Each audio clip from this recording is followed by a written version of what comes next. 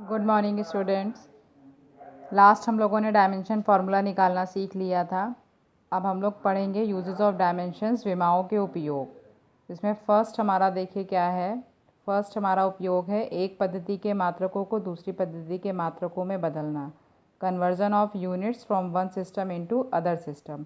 जैसे हम लोगों ने सिस्टम्स पढ़े थे, 3 सिस्टम्स पढ़े थे, MKS, CGS और FPS। हमने आपसे कहा था FPS सिस्टम का बहुत यूज़ नहीं होता है, MKS और CGS आपका ज़्यादा यूज़ होता है।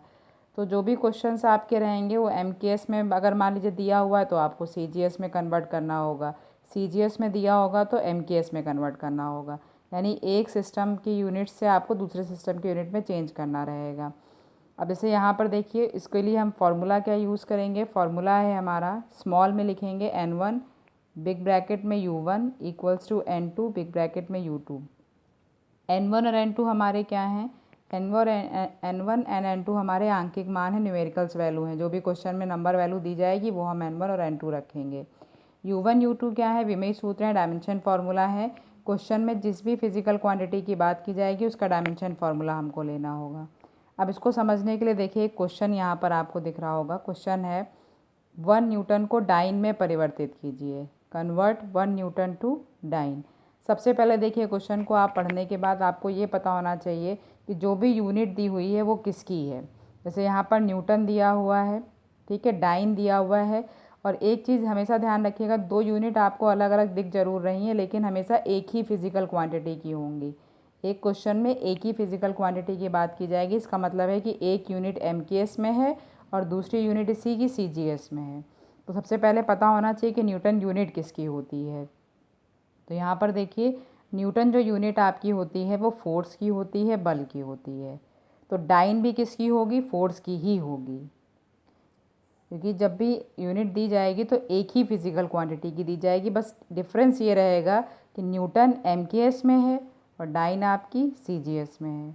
तो आपसे कहा गया है न्यूटन को डाइन में परिवर्तित कीजिए, मतलब MKS को CGS में परिवर्तित कीजिए। इसके लिए हमको फोर्स का, बल का डायमेंशन फार्मूला पता होना चाहिए, जिसको हम लोग पहले पढ़ चुके हैं, निकालना भी हमने आपको बता दिया था। डायमेंशन फार्मूला क्या हो जाएगा, mL/-2। उसके अलावा देखिए, न्यूटन को हमको MKS के फॉर्म में चेंज भी करना पड़ेगा, किलोग्राम मीटर पर सेकेंड स्क्वायर। जहाँ पर हमने आपको मात्रक निकालना सिखाया था, विमा निकालना सिखाया था, वहाँ पर आपने यही मात्रक निकाला था बल का, किलोग्राम मीटर पर सेकेंड स्क्वायर। अब इसको हमको किस में कन्वर्ट करना है, इसको हमको कन्वर्ट करना है CGS में। तो किलोग्राम का ग्राम हो जाएगा, मीटर का सेंटीमीटर हो जाएगा, सेकेंड का सेकेंड ही रहेगा, क्योंकि MKS जब आपने पढ़ा था मीटर किलोग्राम सेकेंड, और जब CGS पढ़ा था सेंटीमीटर ग्राम सेकेंड, तो हमको किलोग्राम मीटर पर सेकेंड स्क्वायर को ग्राम सेंटीमीटर पर सेकेंड स्क्वायर में कन्वर्ट करना है। अब यहाँ पर देखिए, क्वेश्चन के अकॉर्डिंग देखिए, N1 हमारी न्यूमेरिकल वैल्यू है, तो आपको दिख रहा होगा यहाँ पर 1 लिखा हुआ है। तो जो भी डिजिट लिखी हुई है वही हमारा N1 हो गया, 1 N1 हो गया। N2 हमें फाइंड करना है, ठीक है। U1 क्या हो जाएगा, डायमेंशन फार्मूला है, आपने देखिए लिखा हुआ है, डायमेंशन फार्मूला है U1। तो U1 को जब हम लिखेंगे तो 1 1 के टर्म्स में लिखेंगे। जैसे हमने लिखा है M1 L1 T1 की पावर -2 एक यूनिट में, U2 M2 L2 T2 की पावर -2 दूसरी यूनिट में। इस तरीके से आपने लिख लिया, ठीक है। अब हम वैल्यू देखेंगे तो M1 की वैल्यू हमारी क्या हो जाएगी, किलोग्राम। तो M2 की क्या हो जाएगी, ग्राम।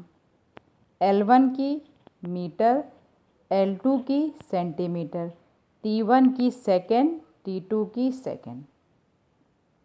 यूनिट से हम यहाँ पर M1 L1 T1 की वैल्यू निकाल लेंगे MKS वाली से, और CGS वाली से M2 L2 T2 की निकाल लेंगे।